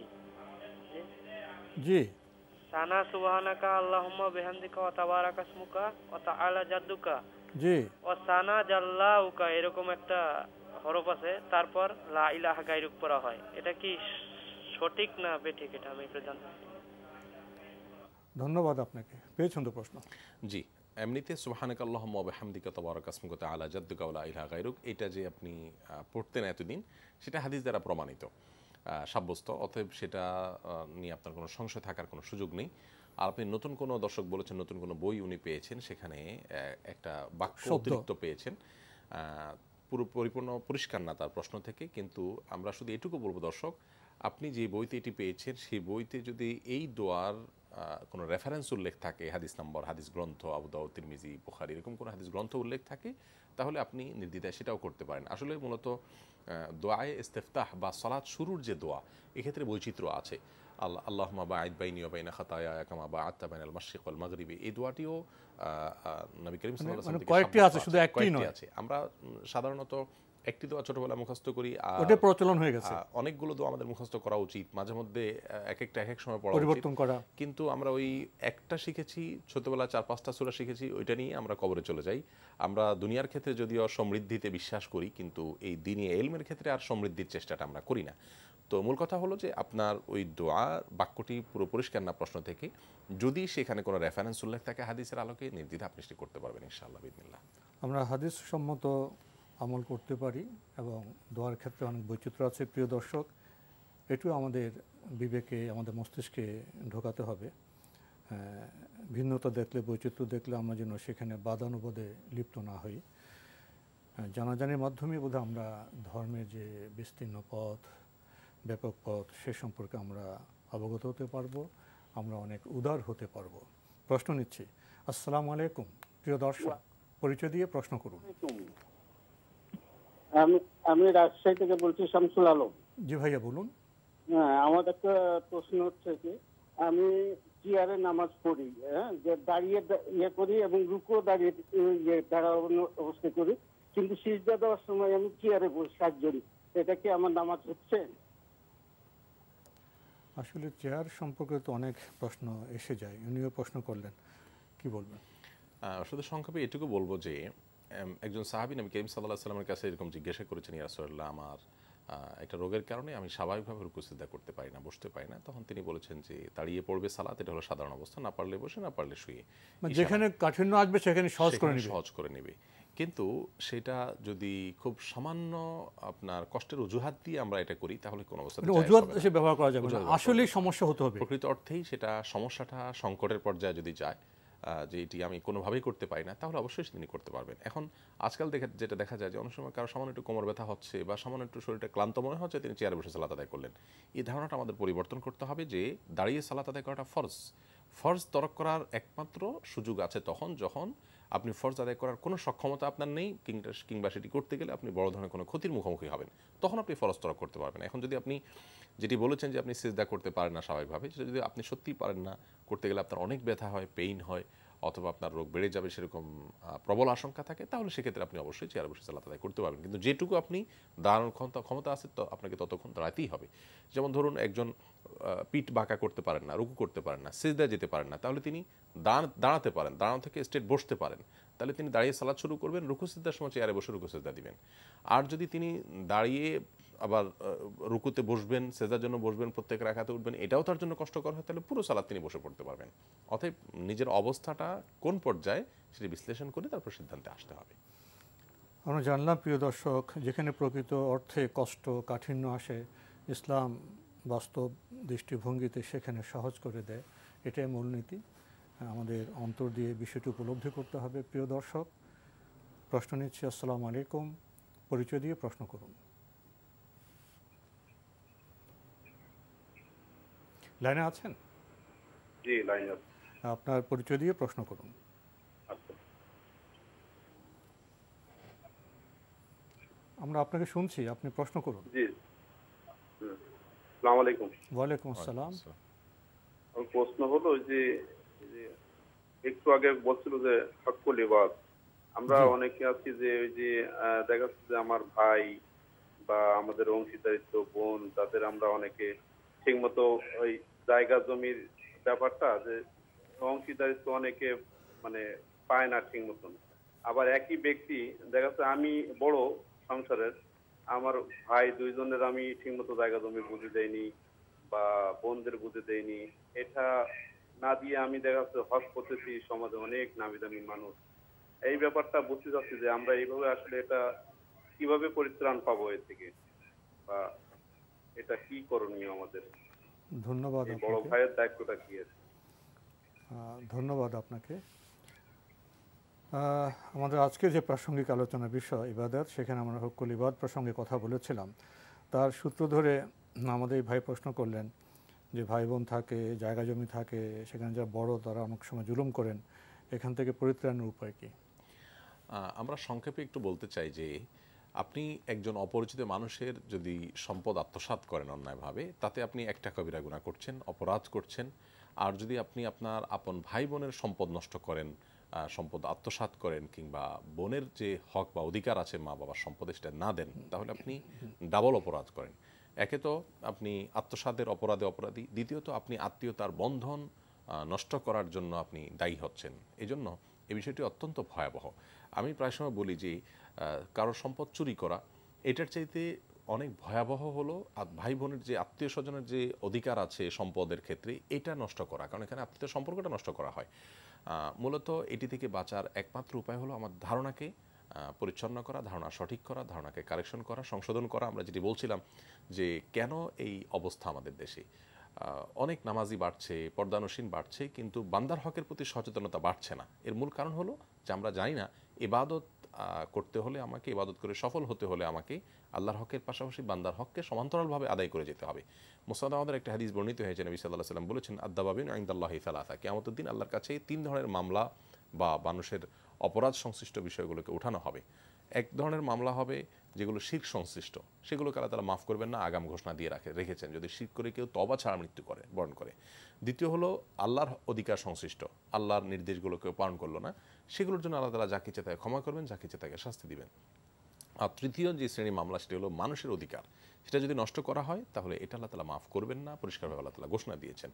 এবং নবী সাল্লাল্লাহু আলাইহি ওয়াসাল্লাম বলেছেন, তোমাদের মধ্যে সবচেয়ে গরিব কে তোমরা কি জানো? সাহাবীরা বলেছেন, আমাদের মধ্যে যার পয়সা নাই সেই তো গরিব আমরা জানি। তিনি বলেছেন, প্রকৃত গরিব সে যে দুনিয়া থেকে অনেক আমল নিয়ে যায় কিয়ামতের ময়দানে গিয়ে, যেমনটি দর্শক বলেছেন যে অনেকে হজ করে, নামাজ রোজা করে, কিন্তু ভাই বোনের হক দেয় না, তাদের জন্য হাদিসটি খুবই গুরুত্বপূর্ণ। নবীজি বলেছেন যে দুনিয়া থেকে অনেক আমল করে আমলের পাহাড় নিয়ে যায়, সবই ঠিক আছে, তার আমলগুলো তিনি করেছেন, তার আমলনামা যুক্ত হয়েছে, কিন্তু কিয়ামতের ময়দানে পাওনাদার এক একজন এসে আল্লাহর কাছে দাবি করে, আল্লাহ এই লোক এত আমল নিয়ে আসছে, আপনি তাকে জান্নাতের সব মাইনাস হতে থাকবে, আমার অধিকার আমি চাই, কেমন দুনিয়াতে হয়তো আমি বিচার পাই নাই, তো আল্লাহ তাআলা তার আমল থেকে তাকে দিতে থাকবে, মাইনাস হতে থাকবে, হতে হতে তার আমল শেষ হয়ে যাবে, নেক আমল, ততক্ষণে পাওনাদার আর শেষ হবে না, তখন পাওনাদারদের অপরাধ তার দায়ে দিয়ে তারপর তাকে জাহান্নামে নিক্ষেপ করা হবে। নবী সাল্লাল্লাহু আলাইহি ওয়াসাল্লাম বলেছেন যে আমলের পাহাড় নিয়ে আসলো, তারপরও তাকে জাহান্নামে যেতে হলো, এর চেয়ে বড় দরিদ্র আর কেউ হতে পারে না, হতভাগা কেউ হতে পারে না। এই জন্য আসলে আত্মীয় স্বজন, বিশেষ করে ভাই বোনের হক, এটি দর্শক ঠিকই বলেছেন, আমাদের সমাজে এই আত্মসাৎটা অনেক আমরা প্র্যাকটিসিং মুসলিমদের মধ্যেও দেখা যায় যে আমরাও করি, এবং বৌদ্ধের হক দেই না, ফুফুদের হক দেই না, এ ব্যাপারে আমাদের নারীরা বঞ্চিত হয়, আমাদের সমাজ নারীরা বঞ্চিত হয়, এটি খুবই ভয়াবহ একটি অপরাধ, এবং এই অপরাধ থেকে না বেঁচে আমরা কখনো জান্নাতে যেতে পারবো না। আল্লাহ আমার রব, এই রবই আমার সব। আপনার জিজ্ঞাসায় আমরা প্রশ্ন নিচ্ছি। আসসালামু আলাইকুম, পরিচয় দিয়ে প্রশ্ন করুন। লাইনে আছেন? হ্যাঁ হ্যাঁ আছে। আসসালামু আলাইকুম। ওয়ালাইকুম আসসালাম, পরিচয় দিয়ে প্রশ্ন করুন। আমি জামা সব করতেছি শরীয়তপুর থেকে। জি, আমার প্রথম প্রশ্ন হচ্ছে, যদি আমাদের এক বাসায় অনেকগুলো রুম থাকে, সাধারণত 2-3টা রুম বা 4টা রুম, তখন যে বলা হয় হাদিসে বলা হয়েছে সকাল সন্ধ্যা সূরা বাকারা পড়ার কথা, হ্যাঁ, তাহলে আমরা কি যে কোনো এক রুমে বসে পড়লেই হবে, না প্রতি রুমে গিয়ে পড়তে? আমার আরেকটা প্রশ্ন, কি সকাল সন্ধ্যা সূরা বাকারা পড়তে বলা হয়েছে? প্রশ্নটা কি? সকাল সন্ধ্যা সূরা বাকারা পড়লে সেই ঘরে জিন প্রবেশ করে না, তখন কিভাবে পড়বো? যে কোনো এক রুমে বসে পড়লেই হবে, না প্রতি রুমে রুমে গিয়ে পড়তে হবে? কিভাবে পড়বেন এই তো? হ্যাঁ হ্যাঁ হ্যাঁ। আর কোনো প্রশ্ন আছে? হ্যাঁ আছে। জি। আরেকটা প্রশ্ন হচ্ছে, কিছু কিছু দোয়া আছে বাচ্চাদের উপরে ফুটতে, যেমন আল্লাহ রাসূল সাল্লাল্লাহু আলাইহি ওয়াসাল্লাম বুখারীতে আছে উইজমা বিকালিমাতিল্লাহি তাম্মা, এই দোয়াটা। তো আরো কিছু কিছু দোয়া যখন নাকি পড়বো আমরা, দেখা যায় যে বাচ্চারা, শিশু বাচ্চা থাকলে অনেক সময় ঘুমিয়ে রাখি, তখন তাদেরকে মশারি দিয়ে আটকে দেওয়া হয়, তখন মশারির উপরে ওটা উঠাতে হবে ফু দিতে হলে, হ্যাঁ, না এইভাবে উপর দিয়ে ফু দেওয়া যাবে? ও, শিশুকে ফু দেওয়া? হ্যাঁ হ্যাঁ হ্যাঁ, মানে যে দোয়া পরে ফু দিব। জি, হ্যাঁ হ্যাঁ হ্যাঁ, মানে ঘুমিয়ে থাকে, হ্যাঁ, আর ফুটা কিভাবে দিবেন এই তো? হ্যাঁ হ্যাঁ, মশারির ভিতরে থাকে, কিভাবে উপর দিয়ে দিয়ে দিব, না পরে দিলে মানে হবে? ফুটা কিভাবে দিবেন? ধন্যবাদ আপনাকে। প্রথম প্রশ্ন, মানে সূরা বাকারা কিভাবে পড়বেন? দর্শক, সূরা বাকারা সকাল সন্ধ্যায় তেলাওয়াত করার কোনো হাদিস আছে বলে আমাদের জানা নেই, তবে একটা হাদিস আছে, সেটা হলো নবী করিম সাল্লাল্লাহু আলাইহি ওয়াসাল্লাম বলেছেন যে বাসায় সূরা বাকারা তেলাওয়াত করা হয়, সে বাসায় দুষ্ট জিন বা শয়তানের উপদ্রব থেকে মানুষ রক্ষা পায়। সেজন্য আপনি এটি রাতে দিনে যে কোনো সময় পড়তে পারেন, সকাল সন্ধ্যায় 2 বার দিনে পড়তে হবে এরকম কোনো নির্দেশনা নেই। এটা হলো প্রথম কথা। দ্বিতীয় কথা হলো যে আপনি জানতে চেয়েছেন যে আপনার বাসার অনেকগুলো কক্ষ আছে, প্রতিটি কক্ষেই কি আলাদা আলাদা সূরা বাকারা পড়তে হবে, তাহলে শয়তান থেকে আমরা নিরাপদে থাকবো, নাকি পুরো বাসার যে কোনো এক কক্ষ পড়লে পুরো বাসাটা নিরাপদ হবে? এর উত্তর হলো, যে কোনো এক কক্ষে যদি আপনি পাঠ করেন ইনশাআল্লাহ পুরো বাসাই নিরাপদ হবে।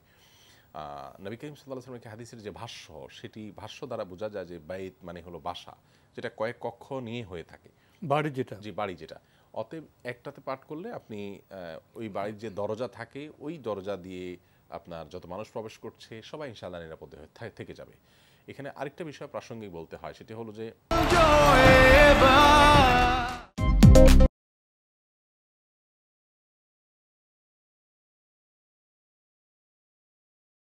হয়েছে, তাহলে ওই ব্যক্তির শেফার জন্য পড়তে হলে অবশ্যই সে যে ঘরে আছে, সে যে কক্ষে আছে, সেই কক্ষে আপনার পাঠ করা উচিত, কারণ এখানে আপনি নির্দিষ্ট ব্যক্তির ট্রিটমেন্ট চাচ্ছেন। অতএব তাকে শুনিয়ে তার বাসায় আপনি তার কক্ষে আপনি পড়তে পারলে সেটা আপনার জন্য নিরাপদ। এমনিতে আপনি পুরো বাসাকে নিরাপদে রাখার জন্য যে কোনো কক্ষে পড়লে ইনশাআল্লাহ আদায় হয়ে যাবে। এই ডিজিটাল যুগে কি ডিজিটাল মাধ্যমে যে সূরা বাকারা শোনা হয় তাতে কি হবে? এ বিষয়ে 2টা মত পাওয়া যায়। অনেক স্কলারগণ বলেছেন নবী সাল্লাল্লাহু আলাইহি ওয়াসাল্লামের ভাষাটা পরিষ্কার, তিনি বলেছেন মান কারাআ সূরাতুল বাকারা, যে ব্যক্তি সূরা বাকারা পাঠ করবে, যেহেতু তার বক্তব্যটা কোট করলে দেখা যায় তার অনুবাদ দ্বারা পাঠ করা, এজন্য পাঠ করাটাই হলো আমাদের জন্য উচিত। কিন্তু অনেক উলামা কেরামের ক্ষেত্রে প্রশস্ত রাখেন যে আসলে তেলাওয়াত যদি হয় তাহলে সেক্ষেত্রে পাঠ হলো, আমি করলাম না, অন্য কেউ করলো, সরাসরি রেকর্ডেড হলো। আমি ব্যক্তিগতভাবে যেটি আমার আমল দ্বারা দেখেছি যে এই রেকর্ডেড যে তেলাওয়াত সেটা ইউটিউবে হোক বা কোথাও, এটা তেলাওয়াতের মাধ্যমেও উপকারিতা পাওয়া যায়, যদিও নিজে সরাসরি পড়তে পারলে ভালো। কিন্তু আমি পড়তে পারি না, সূরা বাকারা অনেক বড় সূরা, সেজন্য অনেকে ভুল পড়তে পারে। হ্যাঁ, ভুল পড়তে, আমি সঠিকভাবে পড়তে পারি না এবং দীর্ঘ সময় নিয়ে পড়ার সুযোগ হয়তো আমার নাই। তো সেক্ষেত্রে আমি যদি তেলাওয়াত শুনি তাতেও হয়ে যাবে, কিন্তু সন্দেহাতীতভাবে পড়তে পারলে উপকারিতাটা বেশি হবে। আমরা জানলাম বিষয়টি সম্পর্কে। প্রিয় দর্শক আরও প্রশ্ন করেছেন যে দোয়া পরে যে শিশুদের ফু দিবেন সেটা কিভাবে? শিশুকে রক্ষার জন্য বিভিন্ন বিপদ আপদ থেকে, বিশেষ করে দুষ্টজিনের প্রভাব থেকে, শিশুদের উপরে দুষ্টজিনের প্রভাবটা অনেক বেশি হয়। যারা একটু দুর্বল হয় শারীরিকভাবে তাদের উপরেই প্রভাবটা আসলে বেশি হয়। তো এগুলো থেকে রক্ষার জন্য আমরা তাদের দোয়া, বিশেষ করে 3 কুলের যে দোয়া রাতে আমরা পড়ে 3বার করে পড়ে, না শিশু না শুধু সবাই, সব বয়সী মানুষেরই শরীরে ফু দেওয়ার জন্য নবী সাল্লাল্লাহু আলাইহি ওয়াসাল্লাম নির্দেশ করেছেন, যেটাকে আমরা শরীর বন্ধ বলি আর কি। তো এটি যখন আমরা কোনো শিশুর বেলায় করব, দর্শক জানতে চেয়েছেন শিশুকে হয়তো শোয়ানোর পরে যে ছোট মশারি আছে, শিশুদের মশারি, এই মশারি টানানো আছে, এখন দোয়াটা পড়ে মশারির উপরে মুছে দিলে হবে নাকি তার শরীরে মুছতে হবে? তো হাদিস থেকে যেটা বোঝা যায় এটা তো শরীরে মোছা। এখন শরীরে মুছতে গেলে অনেক শিশু আছে যে তার ঘুম খুব পাতলা থাকে, উঠে যাবে, সে ভয় থাকে। তো আপনি আলতোভাবে মুছবেন, যে তার শরীরে একেবারে খুব ঘষা মাজা বা ডলার দরকার নেই, আপনি আলতোভাবে হাতটা বোলাবেন যাতে করে স্পর্শ করে গেলেন, কিছুটা স্পর্শ করলেন। একেবারে মশারি হয়ে গেলে তো অনেক দূরে হয়ে যায়। অতএব মশারি পর্যন্ত না গিয়ে যথাসম্ভব তার শরীরের আশেপাশে বা শরীরের উপরে কাপড় চোপড় কাঁথা যাই থাকে শরীরকে স্পর্শ করতে, এগুলোকে স্পর্শ করতে। আরেকটি বিষয় দেখা যায় আমলের ক্ষেত্রে, অনেকে 3 কুল পরে হাতে তালি দেন, তালি দিয়ে ইয়ে করেন, তাহলে এই পদ্ধতিগত কোনো পার্থক্য আছে কি? না, তালি দেওয়ার কোনো নির্দেশনা নাই, বরং বিভিন্ন হাদিস থেকে এই ধরনের তালির ব্যাপারে নিরুৎসাহিত করা হয়েছে, বিশেষ করে এইভাবে তালি দেওয়া। এটা হাদিস দ্বারা এই ক্ষেত্রে অন্তত সাব্যস্ত নয় এবং এটা করাটা অনুচিত কাজ আমি মনে করি। সূরা ইখলাস, সূরা ফালাক, সূরা নাস 3বার পড়ে আপনি ফু দিয়ে ওইটাকে পুরো শরীরে মুছে নেবেন। তাহলে হাতে ফু দিয়ে পুরো শরীরটা মুছে নেওয়া। হ্যাঁ, এই পড়ে ফু দিয়ে এরপরে তালি দেওয়ার বিশেষ কোনো ফজিলত বা মর্যাদা নাই, এতে কোনো মানে এটা আসলে কোত্থেকে? এটা আল্লাহ ভালো জানেন। হয়তো নানা সময় আমরা তালি দিতে তো অভ্যস্ত, আমাদের সমাজে তালিটা তো আছে, হয়তো কেউ মনে করেছেন যে এরকম জোরে তালি দিলে কোনো উপকার, আওয়াজ হবে, শয়তান হয়তো আসবে না, এরকম। এগুলো আমাদের নেহায়েত ধারণা আসলে। তাহলে সেই পদ্ধতি হবে আমি 3 কুল পরে হাতে ফু দিয়ে তারপর আমি পুরো শরীরটাই মুছে নিলাম। আমরা জানলাম বিষয়টি সম্পর্কে। প্রিয় দর্শক প্রশ্ন নিচ্ছে। আসসালামু আলাইকুম, পরিচয় দিয়ে প্রশ্ন করুন। ওয়ালাইকুম আসসালাম। আসসালামু আলাইকুম। ওয়ালাইকুম আসসালাম। জি, আমি ঢাকা থেকে সামিউল হাসান বলছি। জি জি, আমার দুটি প্রশ্ন। জি। নাম্বার 1 প্রশ্ন হলো যে স্বপ্নে যদি রাসূলুল্লাহ সাল্লাল্লাহু আলাইহি সাল্লামকে দেখা যায় তাহলে এটা কি সত্যি স্বপ্ন কিনা? জি। আর প্রশ্ন আছে? জি, আরো প্রশ্ন আছে। আরেকটা প্রশ্ন হলো যে যদি এই স্বপ্নটা সত্যি হয় তাহলে আমার পরবর্তী আমল কি? ঘুম থেকে ওঠার পর সেই আমলটা কি? ধন্যবাদ আপনাকে। স্বপ্নে যদি রাসূল সাল্লাল্লাহু আলাইহি ওয়াসাল্লামকে কেউ দেখেন সেটা কি সত্যি?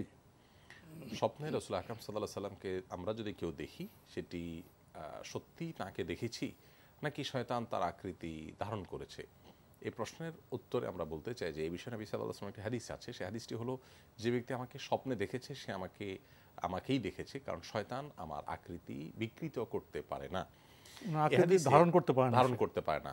মানে নবী সাল্লাল্লাহু আলাইহি ওয়াসাল্লামের আকৃতি ধারণ করে শয়তান স্বপ্নে আসবে এর সুযোগ নেই। অতএব কেউ যদি আমাকে স্বপ্নে দেখে থাকে সে সত্যিই আমাকে স্বপ্নে দেখেছে। কিন্তু এই হাদিসের ব্যাখ্যায় স্কলারদের দুটি মত আছে। একটি মত হলো যে এটি সকল যুগের সব মানুষের জন্য প্রযোজ্য, যে ব্যক্তি স্বপ্নে দেখবে আর তার স্বপ্নেই মন বলবে যে হ্যাঁ ইনি নবী সাল্লাল্লাহু আলাইহি ওয়াসাল্লাম, যেমন আমরা অনেকেই দেখে থাকি, তো তিনি নবী সাল্লাল্লাহু আলাইহি ওয়াসাল্লামই, এটা অনেকে বলে থাকেন। অর্থাৎ এই হাদিসটি ব্যাপক সকলের জন্য। আর এর আরেকটি ব্যাখ্যা আছে, সেটা অধিকতর গ্রহণযোগ্য, সেটি হলো যে এই হাদিসটি প্রযোজ্য হলো সাহাবীদের ক্ষেত্রে, যারা নবী সাল্লাল্লাহু আলাইহি ওয়াসাল্লামকে সরাসরি দেখেছেন। যেহেতু আমি আপনাকে চিনি, স্বপ্নে আপনাকে দেখলাম, দেখার পরে এই দেখাটাকে আপনাকেই দেখেছি নাকি শয়তান আপনার আকৃতি ধারণ করেছে, বিকৃতি করেছে, এটা একটা প্রশ্ন আসে। তো নবী সাল্লাল্লাহু আলাইহি ওয়াসাল্লামের বেলায় শয়তান আকৃতি ধারণ করার কোনো সুযোগ নেই, আমি স্বপ্নে তাকেই দেখেছি, এটি সাহাবীদের বেলায় প্রযোজ্য। আর আমাদের বেলায় আমরা যদি নবী সাল্লাল্লাহু আলাইহি ওয়াসাল্লামকে স্বপ্নে দেখেছি বলে মনে হয়, সেটি তাকে দেখেছি এমনও হতে পারে, আর আমাদের কল্পনাও হতে পারে। এটা হলো দ্বিতীয় শ্রেণীর স্কলারদের মত। তো আমরা সুধারণা করতে কোনো অসুবিধা নেই, নবী সাল্লাল্লাহু আলাইহি ওয়াসাল্লামকে দেখতে পারি। কিন্তু এখানে একটা জটিলতা হলো, যারা স্বপ্নে দেখেছেন, এখন দেখছেন, তাদের অনেককে দেখা যায় যে নবী সাল্লাল্লাহু আলাইহি ওয়াসাল্লামকে এক একজন এক এক রকম অবয়বে দেখেছেন। কেউ তাকে একরকম দেখেছেন তো অন্যজন আরেক রকম দেখেছেন, সবগুলো বিবরণ একত্র করলে মেলে না। তো এখান থেকে প্রথম ব্যাখ্যাটার চাইতে দ্বিতীয় ব্যাখ্যাটা অধিকতর শক্তিশালী এবং গ্রহণযোগ্য বলে সবার দেখাটা সত্যি নাও হতে পারে। এখানের মধ্যে আরেকটি বিষয় আসতে পারে, সাহাবারা তো অবশ্যই চাক্ষুষ করেছেন রাসূল সাল্লাল্লাহু আলাইহি ওয়াসাল্লাম, আর আমরা এত বছর প্রায় 1450 বছর পরে এসেও নবী সাল্লাল্লাহু আলাইহি ওয়াসাল্লামের যে হুলিয়া মাবারক, তার যে দৈহিক বর্ণনা, সেটা তো আমরা হুবহু পাচ্ছি। তার চুল কেমন ছিল, তার দেহের সৌষ্ঠব কেমন ছিল, তার পায়ের গোছা কেমন ছিল, মুখ কেমন ছিল, হুবহু পুরো হুলিয়া মোবারক সম্পর্কে যারা ধারণা করতে পারেন এবং যদি স্বপ্নের সাথে মিলে যায় তাহলে তো মোটামুটি অবশ্যই তিনি সুধারণা করতে পারেন, তিনি সুধারণা করতে পারেন, তিনি দেখেছেন ভাবে। এবং এছাড়াও যদি হুলিয়া মোবারকের সাথে না মিলে তাহলে তিনি দেখেননি। জি, এটি একটা ভালো পয়েন্ট আপনি বলেছেন। এর পাশাপাশি নবী সাল্লাল্লাহু আলাইহি সাল্লামকে দেখেছি, এটি যদি আমার মনে হয় স্বপ্নে, সেখান থেকে আমি অনুপ্রাণিত হতে পারি যে তার সুন্নাহগুলোকে আরো আঁকড়ে ধরা, তার ভালো দেখা মানে তার আদর্শকে দেখতে হবে, তার আচরণকে দেখতে হবে, আচরণকে দেখা, সেদিকে আমাদের যাওয়া উচিত এবং সেটার জন্য আমাদের বিশেষ করা উচিত। আমরা অনেকে স্বপ্নে নবী সাল্লাল্লাহু আলাইহি সাল্লামকে দেখেছি এমনটি মনে হলে এটার জন্য নিজেকে অনেকে অহংকারী হয়ে যান। তো প্রচার করার বিষয় না, তো এটা প্রচার করার বিষয় না। অনেকে বলে এরপরে আমল কি হতে পারে, আমাদের ভাই প্রশ্ন করেছেন, যদি কেউ সত্যি দেখে থাকে তার পরবর্তী আমল কি হতে পারে? নির্দিষ্ট কোনো আমল তো দর্শক নেই যে আপনাকে বলে দিয়েছেন করতে হবে, কিন্তু তাকে অনুসরণ করা। হ্যাঁ, নবী সাল্লাল্লাহু আলাইহি সাল্লামকে দেখার পর আপনার ভিতরে আরো প্রেরণা জাগা উচিত, যার সুন্নাহকে অনুসরণ করা, তার আদর্শকে অনুসরণ করা। কারণ আপনি তাকে দেখেছেন, তার কথা স্মরণ হয়েছে, নিশ্চয়ই তার প্রতি ভালোবাসা হয়েছে। এই ভালোবাসা বৃদ্ধি হওয়ার দাবি হলো তার অনুসরণ করা, অনুকরণ করা। আসুন আমরা নবী সাল্লাল্লাহু আলাইহি ওয়াসাল্লামকে অনুসরণের মাধ্যমে প্রকৃত ভালোবাসার উদাহরণ রাখি। প্রিয় দর্শক, প্রশ্ন নিচ্ছি। আসসালামু আলাইকুম, পরিচয় দিয়ে প্রশ্ন করুন। লাইনে আছেন? জি জি আছি। প্রিয় দর্শক, লাইনে থাকলে পরিচয় দিয়ে প্রশ্ন করুন। আসসালামু আলাইকুম। ওয়ালাইকুম আসসালাম। হ্যাঁ, সিরাজুল্লাহ কাউসার বনশ্রী থেকে। আমার প্রশ্ন হলো, জুমার ফরজের আগে পড়ে যে সুন্নতে মুআক্কাদা। জি, আমার নাম সিরাজুল্লাহ কাউসার। জি জি, বনশ্রী, রামপুরা। আমরা আপনার প্রশ্ন পেয়েছি যে জুমার আগে পরে যে সুন্নত নামাজ আছে, প্রশ্ন কি? এটা কত রাকাত সেটা? জি, আগে পরে যে সুন্নতে মুআক্কাদা কত রাকাত? জি জি জি জি। আর কোনো প্রশ্ন আছে? না, জি, থ্যাংক ইউ। ধন্যবাদ আপনাকে। পেয়েছেন তো প্রশ্ন? জি, জুমার আগে পরে সুন্নাত সালাতের রাকাত সংখ্যা নিয়ে স্কলারদের মধ্যে ওলামাদের ভিতরে ভিন্ন মত আছে। আমাদের দেশের বেশিরভাগ ওলামা ইকরামের মত হলো, বা হানাফি মাযহাবের দৃষ্টিকোণ হলো যে জুমার আগে জোহরের মতোই আমাদেরকে 4 রাকাত সালাত আদায় করতে হবে, আর জুমার পরে বাদাল জুমা সেটি আদায় করতে হবে নর্মাল যেভাবে আমরা পড়ি। কারণ জোহরের যে সালাতটা সেটাই শুধুমাত্র জুমার মধ্যে ফরজটা 2 রাকাত এবং খুতবা যুক্ত হয়েছে। এটি হলো এসেনি ওলামাদের বক্তব্য। আবার অনেক অন্য ওলামা ইকরামের বক্তব্য হলো যে জুমার আগে আসলে কোনো বিশেষ সালাত নেই, বরং আমরা জুমার আগে মসজিদে প্রবেশ করার যে রাকাত আছে, সালাত আছে, সেটা আমরা অন্য সময় পড়বো, জুমার সময় পড়বো। এটার সাথে জুমার কোনো সুনির্দিষ্ট করে জুমার সময় পড়তে হবে, অন্য সময় ব্যাপারটা এরকম না। যে কোনো সময় মসজিদে ঢুকলে আমরা মসজিদে ঢুকার প্রবেশে সালাত আদায় করব। আর জুমার পরে আমরা 4 রাকাত সালাত আদায় করব মসজিদে যদি আমরা আদায় করি। আর কোনো কোনো হাদিস থেকে বোঝা যায় নবী সাল্লাল্লাহু আলাইহি ওয়াসাল্লাম বাসায় গেলে 2 রাকাত আদায় করতেন জুমার পরে। তো এই হলো মোটামুটি জুমার আগে এবং পরের সুন্নাত নামাজগুলো। আমরা জানলাম বিষয়টি সম্পর্কে। প্রিয় দর্শক, প্রশ্ন নিচ্ছে। আসসালামু আলাইকুম, পরিচয় দিয়ে প্রশ্ন করুন।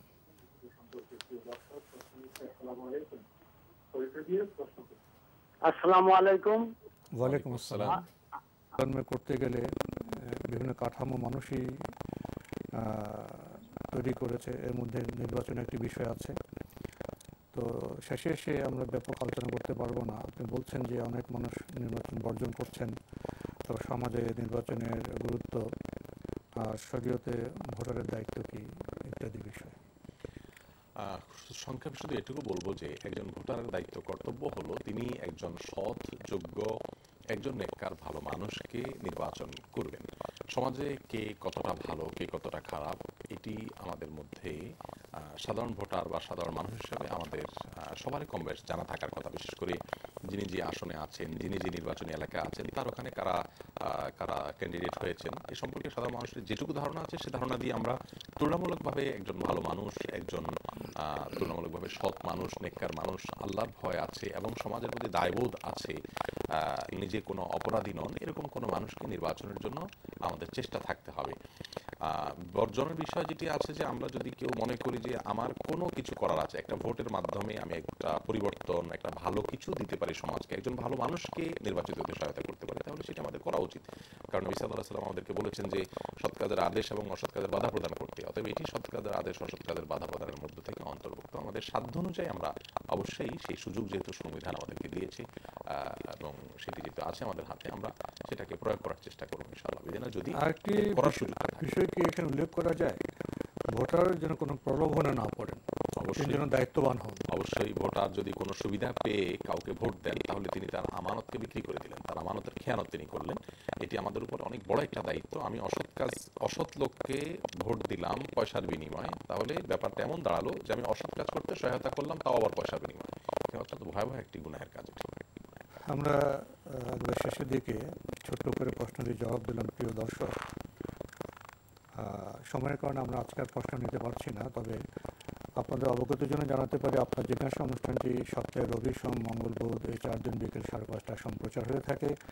ওইসব অনুষ্ঠানে আপনারা চিঠির মাধ্যমে, ইমেলের মাধ্যমে আপনাদের মনে জায়গায় প্রশ্ন পাঠাতে পারেন। আমাদের ঠিকানা পরিচালক আপনার জিজ্ঞাসা, এনটিভি, বিএসএসি ভবন, 7ম তলা, 102 কাজী নজরুল ইসলাম এভিনিউ, কারওয়ান বাজার, ঢাকা 1215। ইমেল অ্যাড্রেস আপনার জিজ্ঞাসা @ntvbd.com। আপনারা এনটিভি অনলাইনেও আমাদের অনুষ্ঠান দেখতে পারবেন, ভিজিট করুন www.ntvbd.com। ইউটিউবে এবং আমাদের ভেরিফাইড ফেসবুক পেজে অনুষ্ঠান দেখতে পারবেন। প্রিয় দর্শক, সবশেষে রয়েছে গ্রন্থ পরিচিতি। আমাদের আজকের গ্রন্থের নাম ইবাদতের নামে বিদআত, লিখেছেন ডক্টর মোহাম্মদ নজরুল ইসলাম। এই গ্রন্থটি প্রকাশ করেছে দারুস সালাম বাংলাদেশ। দীর্ঘ সূচি রয়েছে এই গ্রন্থে।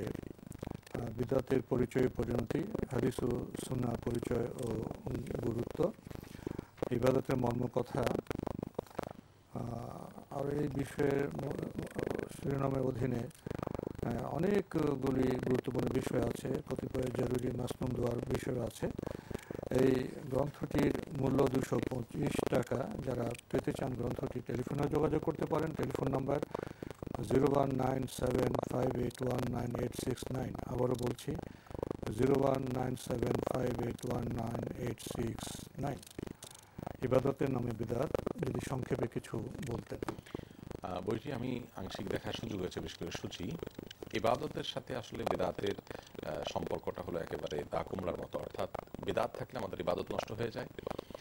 অতএব ইবাদতকে সবসময় বিদআত থেকে মুক্ত রাখার চেষ্টা করা দরকার। শিরক মুক্ত ঈমান আর বিদআত মুক্ত আমল, এটা আমাদের নাজাতের সোপান। সেজন্য এই ধরনের বই আমাদের পাঠ করা উচিত এবং বিদআত সম্পর্কে সম্যক ধারণা পাওয়া উচিত। এই বইতে একটা জিনিস ভালো লেগেছে আমার, সেটি হলো বিদআত সম্পর্কে যথেষ্ট ধারণা দেওয়ার পর তিনি লেখক সুন্নাহর একটা তালিকা দিয়েছেন। এটা খুবই ভালো একটা দিক যে আমি ভুল জানার পাশাপাশি সঠিক কোনটা সেটাও এর মাধ্যমে জানতে পারবো। বইটা সংগ্রহ করলে আমার মনে হয় আমরা সমৃদ্ধ হতে পারবো ইনশাআল্লাহ। চমৎকার প্রচ্ছদ, ইবাদতের নামে বিদআত, বিষয়গুলো গুরুত্বপূর্ণ।